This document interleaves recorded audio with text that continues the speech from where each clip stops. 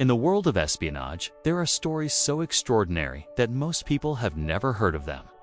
Today, we are diving into one of the strangest true tales in spy history. A real event that will leave you questioning how far loyalty, secrecy, and ideology can stretch. Imagine a man once imprisoned for spying, stepping off a plane, kneeling, and kissing the ground of the country he secretly served for decades. Standing before him, the Prime Minister of Israel welcomes him personally, a moment both controversial and unforgettable. This is a story of secrets, betrayal, and a return that shook the world. If you're fascinated by real intelligence stories and want more, make sure to like, subscribe, and share this video so you never miss these incredible tales from the hidden world of spies. Now, let's move into the details. Who this man was, what he did, and how his actions changed the course of international relations forever. In the world of espionage, betrayal is often expected from enemies. But when it comes from an ally, the shock cuts deeper. In the mid-1980s, United States discovered that one of its own intelligence analysts had been secretly passing highly classified information to Israel, one of America's closest partners in the Middle East. His name was Jonathan Pollard. To some, he would become a traitor who compromised national security. To others, he would later be viewed as a man who believed he was protecting a nation he felt spiritually connected to. But before the scandal, before the prison sentence, before the dramatic return that would make global headlines, Jonathan Pollard was simply a young American with ambition, intellect, and a complicated sense of identity. Jonathan J. Pollard was born in 1954 in Galveston, Texas, into a Jewish-American family deeply connected to academic life. His father, Maurice Pollard, was a respected microbiologist and university professor.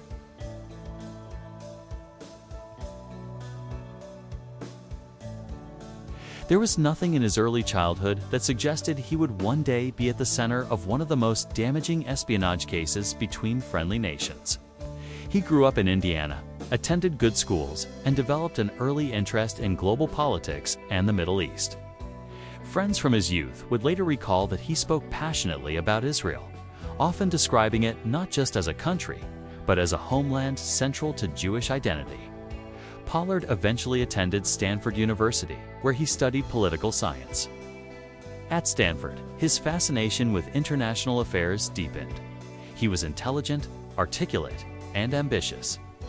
Some classmates later claimed he exaggerated stories about his background, portraying himself as more connected to Israeli intelligence than he actually was. Whether these were harmless embellishments or early signs of something deeper remains debated. What is clear is that during his university years, Pollard's ideological connection to Israel intensified.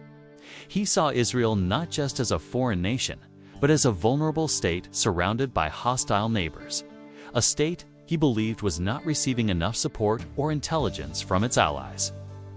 After graduation, Pollard sought work in the intelligence community. In 1979, he secured a position as an intelligence analyst for the U.S. Navy. This was not a minor job. It placed him inside a powerful system where information was currency and secrets were weapons. He gained security clearance and access to classified material involving Middle Eastern military capabilities, satellite intelligence, weapons systems, and strategic assessments. His role required him to evaluate threats and analyze sensitive data. It was the kind of position that demanded loyalty, discipline, and absolute discretion. Inside the intelligence structure, Pollard's responsibilities expanded. He reviewed reports concerning Arab military developments, missile programs, and potential threats to U.S. interests. According to later investigations, he began to believe that certain critical intelligence regarding regional threats was not being adequately shared with Israel. Whether this belief was accurate or self-justified remains part of the controversy. What matters is that at some point in 1984, Pollard crossed an invisible line, the line that separates private conviction from criminal action. Pollard made contact with individuals connected to Israeli intelligence. Instead of reporting concerns through official, diplomatic, or intelligence channels, he began providing classified documents directly. Thousands of pages of sensitive material were copied and transferred.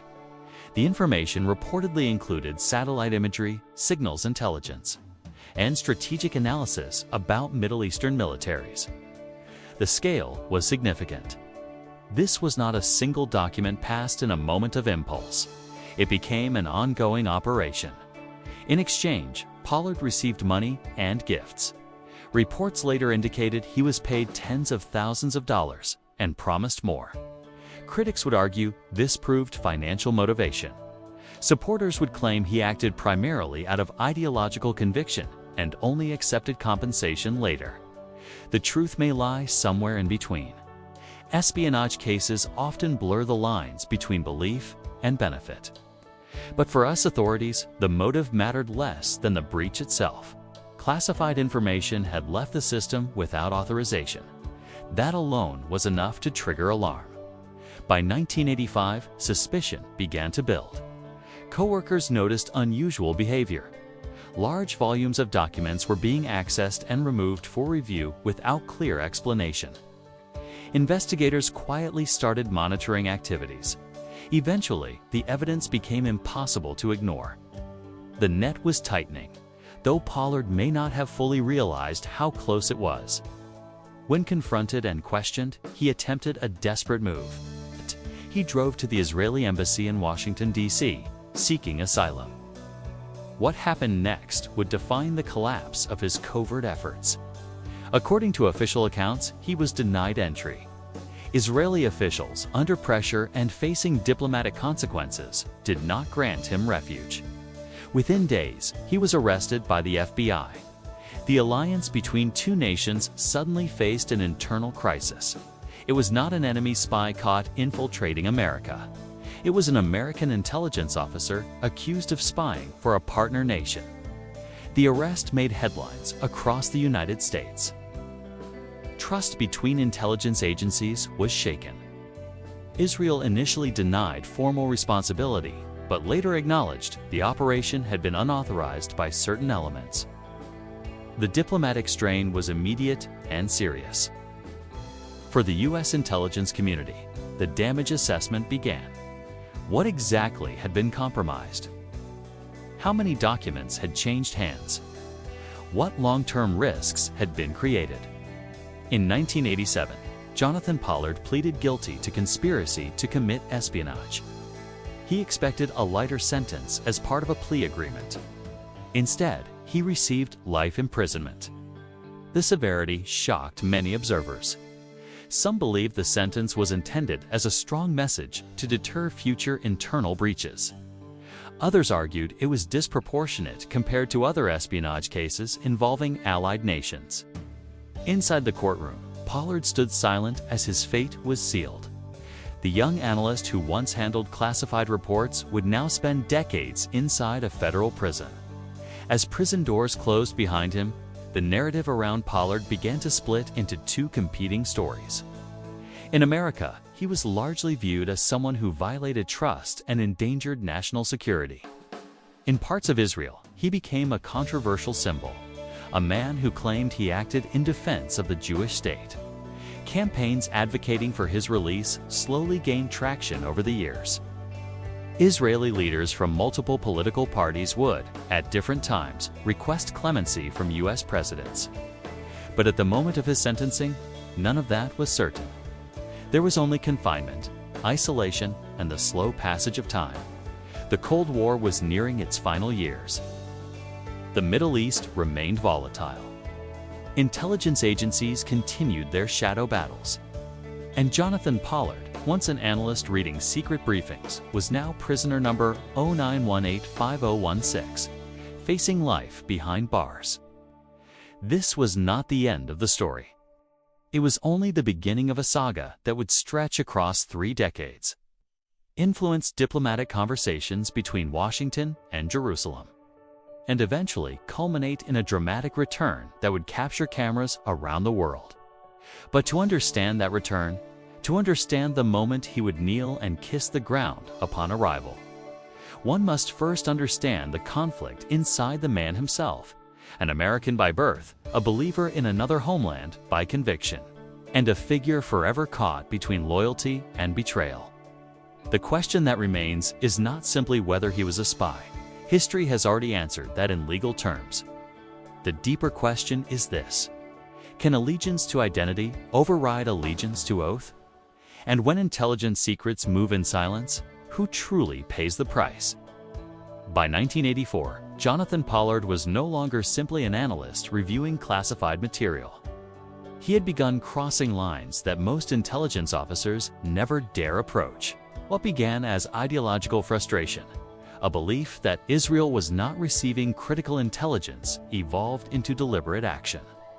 Pollard did not stumble into espionage by accident, nor was he recruited through classic blackmail or coercion. According to official accounts, he initiated contact. He offered information. He opened the door.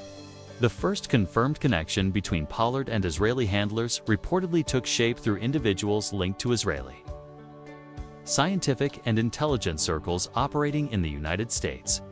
Meetings were arranged quietly. Conversations were careful.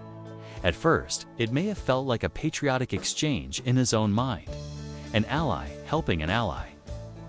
But inside U.S. intelligence law, there is no gray area. Classified material cannot be shared outside authorized channels. Once Pollard agreed to provide documents directly, the line had been crossed. The operation expanded rapidly. Pollard had access to secure facilities where highly sensitive reports were stored. Instead of reviewing them within controlled environments, he began removing documents in bulk. Briefcases were filled. Files were checked out under pretexts. Entire intelligence assessments were duplicated. According to damage assessments later conducted by U.S. authorities, thousands of pages of classified material were transferred over a relatively short period. The information reportedly included satellite imagery, Arab military capability assessments, electronic surveillance data, and analysis of weapon systems across the Middle East. These were not minor leaks. These were comprehensive intelligence packages. Analysts later described the volume as extraordinary for a single-source breach. The material allegedly exposed intelligence collection methods, technical capabilities, and strategic evaluations. In intelligence work, knowing what a country knows can be as powerful as knowing what it does not. If adversaries were to gain insight into American surveillance reach, it could compromise ongoing operations far beyond the Middle East. In exchange for this information, Pollard began receiving financial compensation. Reports indicate he was paid tens of thousands of dollars with promises of continued payments. He also reportedly received jewelry and other benefits. Supporters would later argue that the money was secondary, that his primary motivation was ideological, a conviction that Israel needed the intelligence to survive regional threats. Critics countered that, regardless of motive, he accepted payment, making it a transactional espionage operation rather than a purely ideological act. In espionage law, intent may influence perception, but action defines the crime. As the document transfers continued, Pollard's behavior at work began to shift. Colleagues noticed unusual patterns. He requested files outside his specific assignment areas. He removed large volumes of documents for review. He spent extended hours in secure rooms. In intelligence agencies, anomalies trigger quiet alarms. Internal security divisions are trained to detect irregular access patterns. Eventually, supervisors began questioning the scope of his requests. The suspicion did not erupt overnight. It grew slowly, like pressure building behind sealed steel doors. Security officers initiated discreet monitoring. Questions were asked carefully. Logs were examined, and then discrepancies emerged. The scale of document access did not align with his official responsibilities. The investigation moved from informal curiosity to formal scrutiny. Pollard sensed the shift. Whether through direct questioning or subtle signals, he realized a tension was closing in. The confidence that once accompanied his covert meetings began to erode.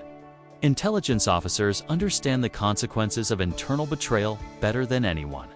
He knew the penalties. He knew the gravity. In November 1985, events accelerated. Confronted with increasing suspicion, Pollard attempted a desperate maneuver. Instead of surrendering quietly or waiting for arrest, he drove to the Israeli embassy in Washington, D.C., accompanied by his then-wife. His goal was clear: seek asylum. If granted entry, he might have been protected under diplomatic cover, potentially creating a severe international incident. The embassy gates represented his last possible shield. But what happened next reshaped the narrative. According to official reports, Israeli officials did not grant him entry. Accounts vary regarding internal communications, but what is documented is this: the doors did not open for him. Whether due to diplomatic calculation, political pressure, or lack of authorization, the embassy did not provide sanctuary. Pollard remained outside. Moments later, U.S. federal agents moved in. The arrest was swift. There was no dramatic chase, no last-minute escape. The analyst who once walked confidently through classified corridors was now in custody, facing charges that could define the rest of his life. News of the arrest spread quickly through intelligence communities. An American officer had been caught spying, not for a hostile superpower, but for an allied state. The diplomatic shockwaves were immediate. The United States demanded explanations. Israel initially characterized the operation as unauthorized by rogue elements, distancing its official government structure from the activity. Over time, Israel acknowledged responsibility, but the damage to trust had already been done. Intelligence cooperation between allies depends on confidence. Once breached, it cannot be easily restored. Legal proceedings followed. In 1986, Pollard entered a plea agreement, pleading guilty to conspiracy to commit espionage. His legal team anticipated a limited sentence under the agreement. However, prosecutors presented extensive damage assessments emphasizing the scale and sensitivity of the compromised material. In 1987, the judge sentenced him to life imprisonment. The severity stunned observers. Inside the courtroom, there was no cinematic speech, no dramatic protest. Just a sentence that echoed across diplomatic channels: life in federal prison. Supporters would later argue that the sentence was disproportionately harsh compared to other espionage cases involving friendly nations. Opponents insisted the magnitude of the breach justified the punishment. Intelligence agencies do not measure betrayal by the flag of the recipient, but by the sensitivity of what was taken. Meanwhile, behind closed doors, U.S. officials assessed the long-term implications. Intelligence methods had to be reviewed, collection strategies reevaluated, sensitive partnerships recalibrated. The breach forced introspection within the American intelligence apparatus. How had one analyst accessed and transferred so much material? What internal safeguards had failed? For Israel, the situation was equally complex. Publicly, the government navigated between acknowledgement and damage control. Privately, the case would linger for decades in diplomatic negotiations. Pollard became a symbol, controversial, divisive, and politically sensitive. Some Israeli citizens saw him as someone who acted in defense of their security. Others viewed the operation as reckless and harmful to strategic relations. As Pollard entered prison, the covert meetings, the briefcases of documents, and the quiet exchanges faded into legal history. But the consequences endured. Espionage between allies is uniquely destructive because it undermines the foundation of cooperation. When trust erodes, intelligence sharing slows. When intelligence sharing slows, security calculations shift. In solitary reflection, Pollard would spend years confronting the outcome of his choices. Whatever his internal justification had been, the external result was clear. He had violated his oath as a U.S. intelligence officer. He had delivered classified material without authorization. And he had underestimated the political storm that would follow. The dramatic turning point of this chapter remains fixed in a single image: a man standing outside the gates of an embassy, seeking protection, only to find the doors closed. In espionage, alliances are strategic. Protection is conditional. And when political cost outweighs operational loyalty, even assets can be abandoned. When the embassy door did not open, there was no more illusion, no more contingency plan, no more diplomatic shield. Only the sound of approaching agents and the realization that the operation was over. Because in that moment, as the gates remained shut and federal officers moved forward, his fate was sealed. When the embassy door closed, his destiny closed with it. When Jonathan Pollard stood in a U.S. federal courtroom in 1987, awaiting sentencing, few could have predicted how long his story would stretch across history. He had pleaded guilty to conspiracy to commit espionage under a plea agreement, hoping for leniency. His legal team expected a limited sentence based on cooperation and the fact that he had not gone to trial. But the courtroom atmosphere shifted as prosecutors emphasized the magnitude of the breach. Damage assessments described thousands of classified documents transferred, sensitive intelligence methods potentially exposed, and strategic evaluations compromised. The judge ultimately imposed a life sentence. For many observers, it was a stunning decision. For Pollard, it marked the beginning of a new existence defined not by intelligence briefings, but by prison routines. Life imprisonment inside the U.S. federal system is not cinematic. It is measured in routines, restrictions, and years that blur into each other. Pollard was assigned a federal prisoner number and entered a world governed by discipline and confinement. Over the decades, he was transferred between facilities, including high-security environments. His daily life revolved around structured schedules, limited communication, and institutional oversight. Outside prison walls, the Cold War ended, presidents changed, conflicts shifted, and new generations entered the intelligence community. Inside, time moved differently. Throughout the 1990s and early 2000s, Pollard's case became a recurring diplomatic topic between the United States and Israel. Israeli leaders from across the political spectrum periodically requested clemency. Petitions were submitted. Public campaigns formed. Supporters argued that he had acted in defense of Israel's security and that his punishment exceeded those given in comparable espionage cases involving allied nations. Critics within the United States countered that the scale of compromised intelligence justified the life sentence and that reducing. It could weaken deterrence against future internal breaches. For years, clemency requests were denied by successive U.S. administrations. Intelligence officials reportedly opposed early release, citing concerns over the sensitivity of the information involved. Within Israel, Pollard gradually evolved into a complex symbol. Some segments of society regarded him as someone who had sacrificed his freedom for what he believed was Israel's protection. Others remained cautious, aware that the case had strained a critical strategic alliance. The issue was rarely simple. It carried emotional weight, political implications, and diplomatic risk. As the years accumulated, the man at the center of the controversy aged behind bars. Decades passed. Appeals were filed and rejected. Interviews and letters occasionally surfaced, but the dominant reality was confinement. Meanwhile, the intelligence world transformed. Technology advanced. Cyber operations began to dominate headlines. The era in which Pollard had transferred physical documents seemed distant.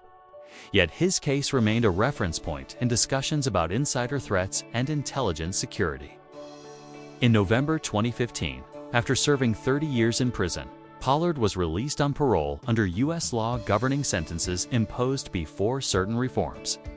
The release was not an act of executive clemency, but a mandatory parole decision based on time served. However, freedom came with strict conditions. He was required to remain in the United States under supervision. Electronic monitoring, travel restrictions, and limitations on media interviews defined his post-prison existence. Although no longer behind bars, he was not free to leave the country.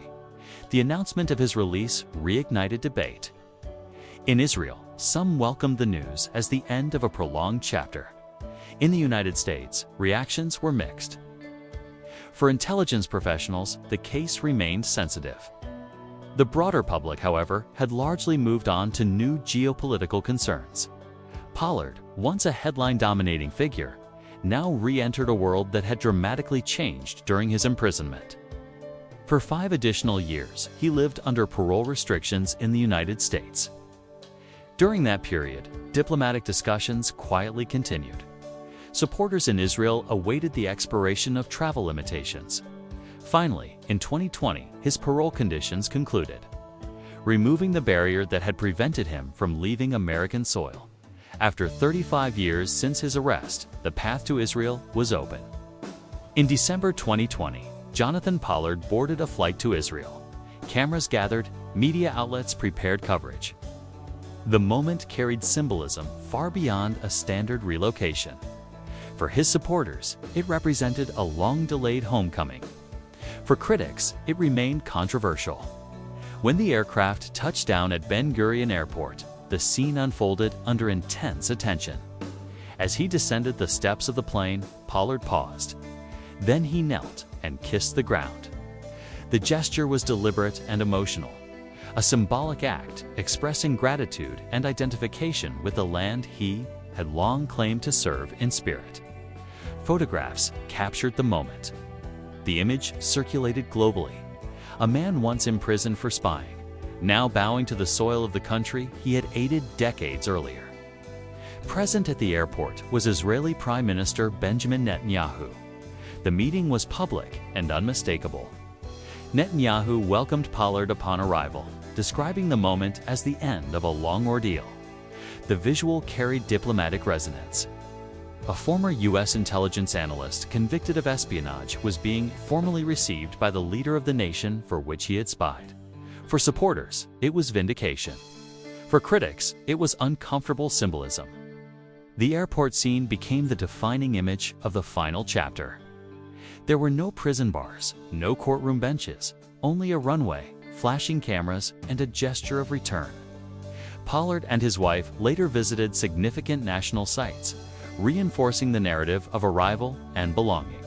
For him, it was the culmination of decades of waiting. For international observers, it was a reminder of how intelligence cases can outlive political eras. The phrase often used to describe Jonathan Pollard captures the paradox at the heart of the story. In the United States, he remains widely regarded as someone who violated his oath and compromised classified information. In parts of Israel, he is remembered as someone who believed he was strengthening national security. The divergence in perception illustrates how espionage is rarely interpreted uniformly across borders.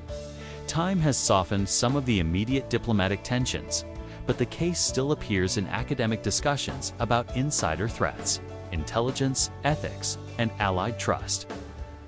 Intelligence relationships depend not only on shared interests, but on confidence that secrets will remain protected. When that confidence is broken, even between partners, the consequences ripple for decades. Jonathan Pollard's journey from analyst to prisoner to symbolic return encapsulates the complexity of modern espionage. His story is not one of cinematic gadgets or covert escapes. It is a story of documents, decisions, and consequences measured in years rather than minutes. It raises enduring questions. Can ideological conviction justify breaking an oath? Does alliance reduce the gravity of espionage? And how should justice balance deterrence with proportionality? As he stood on Israeli soil in 2020, the man who once worked inside U.S. naval intelligence had completed a cycle that began in secret offices and ended on an airport runway under open sky. His life had been divided into before and after, before the documents were copied, and after the prison gates closed. History will continue to debate the proportionality of his sentence, the motivations behind his actions, and the diplomatic calculations that shaped his return. But one truth remains constant. Espionage does not end when documents are handed over. It continues in courtrooms, in prisons, in diplomatic cables, and in public memory. And perhaps the most accurate summary of his legacy can be expressed in a single line that still divides opinion across borders. For one country, a traitor. for another, a hero. The case of Jonathan Pollard did not conclude when the courtroom doors closed in 1987. Nor did it end when prison gates opened decades later. Instead, it evolved into a long-running test of diplomatic resilience, legal proportionality, and institutional loyalty.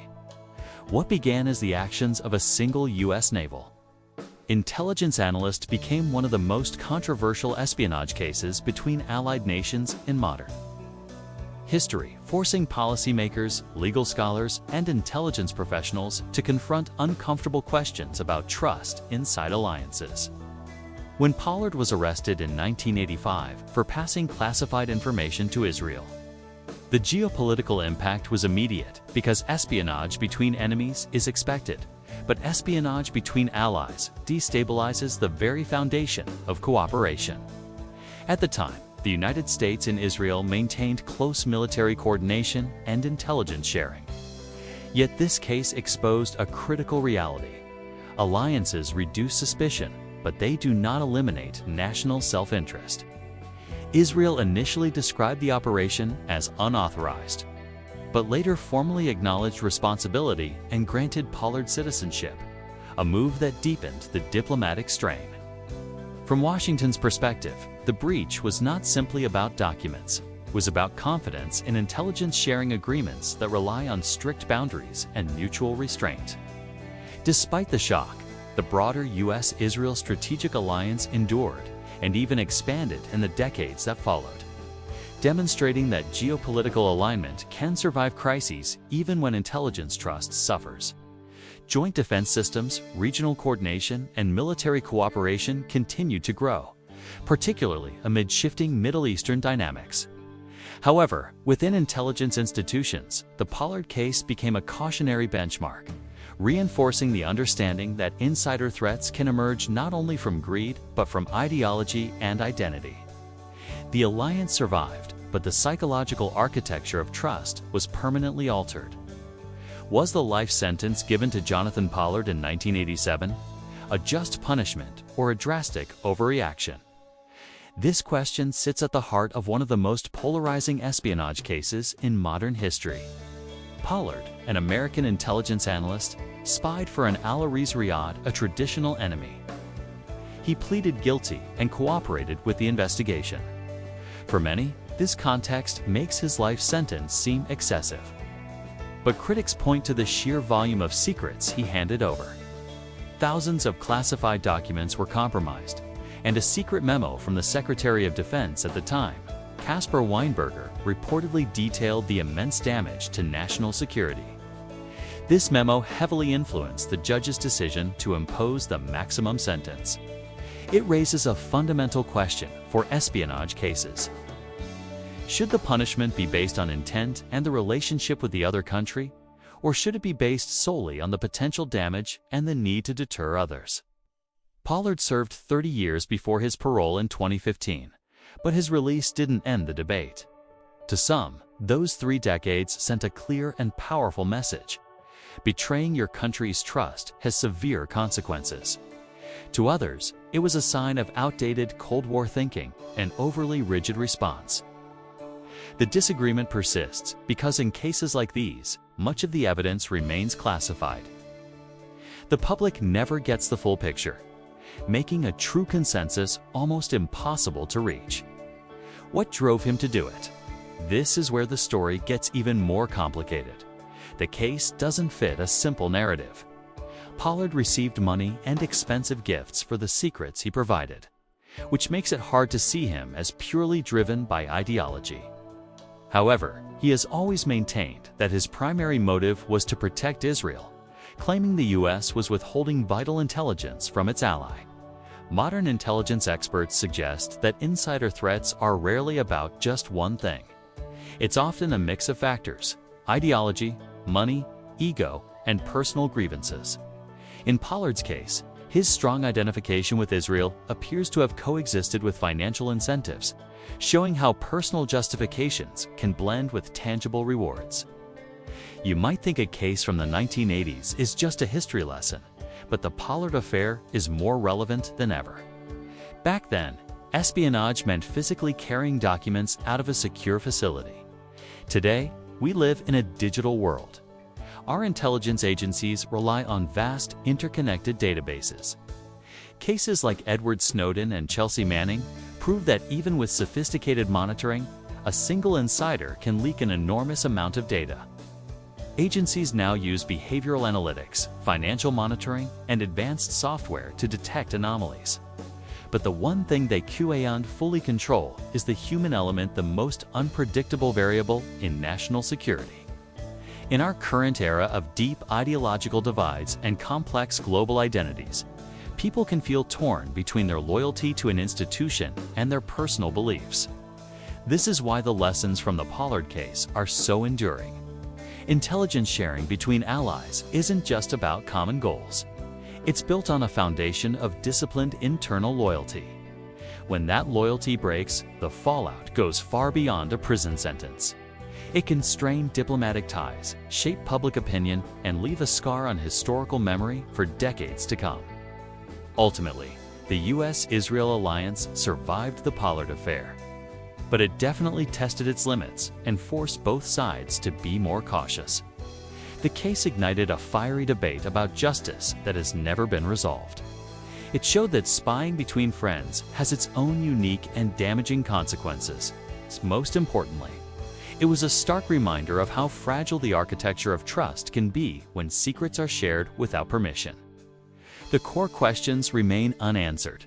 Was the sentence proportionate to the crime? Were his motivations ideological, financial, or both? And in our digital age, could a similar breach happen again? History gives us context, but it rarely offers simple answers. This analysis is based on publicly available historical records and academic research for educational purposes. Due to the sensitive nature of intelligence matters, many primary sources remain classified. If you found this breakdown insightful, subscribe for more deep dives into intelligence, history, and geopolitical controversies. And I'd love to hear your thoughts in the comments. Was the sentence justified? And what lessons should we learn from this case today? Thanks for watching.